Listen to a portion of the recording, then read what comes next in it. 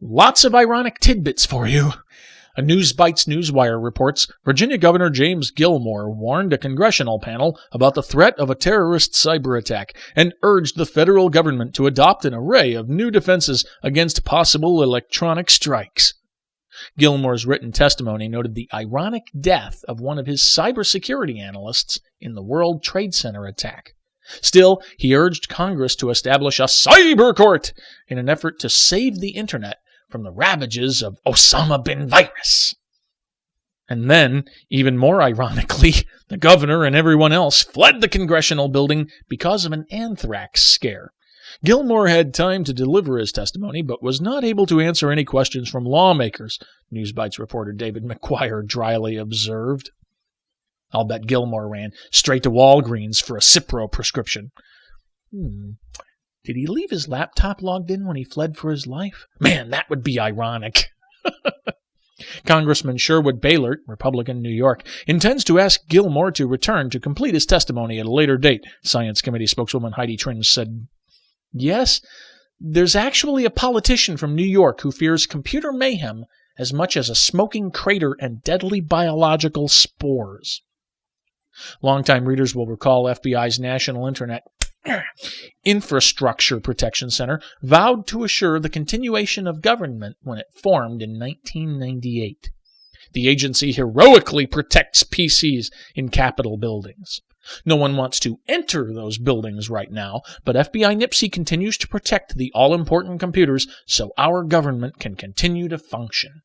Great job, guys. Page 2.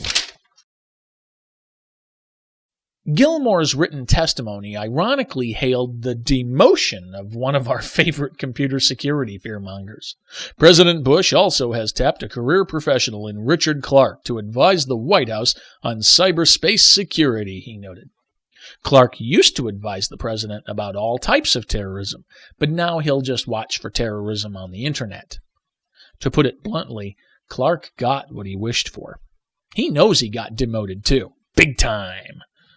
Clark focused on the threat of 14-year-old wannabes, and America paid the price for his folly.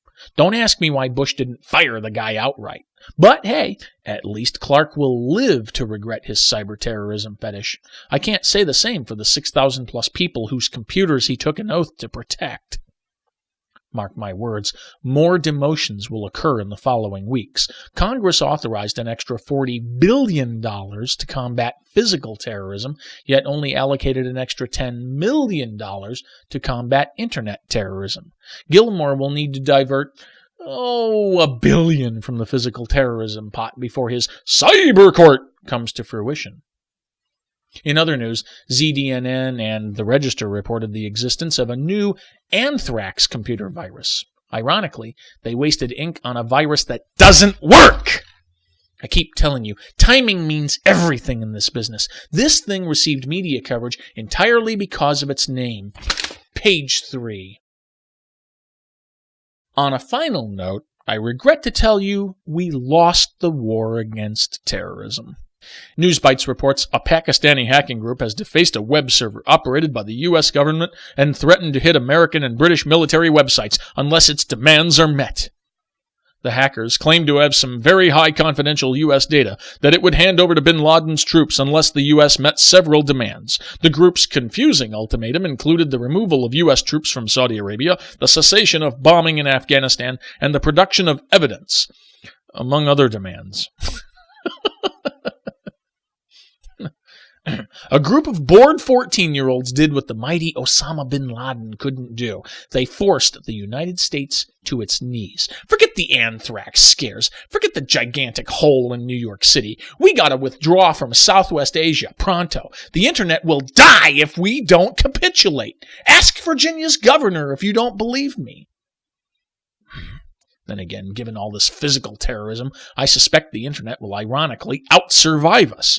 I'll congratulate FBI NIPSI for their success with my dying breath. My anthrax-free server will crunch SETI data while my anthrax-infested carcass rots in the street.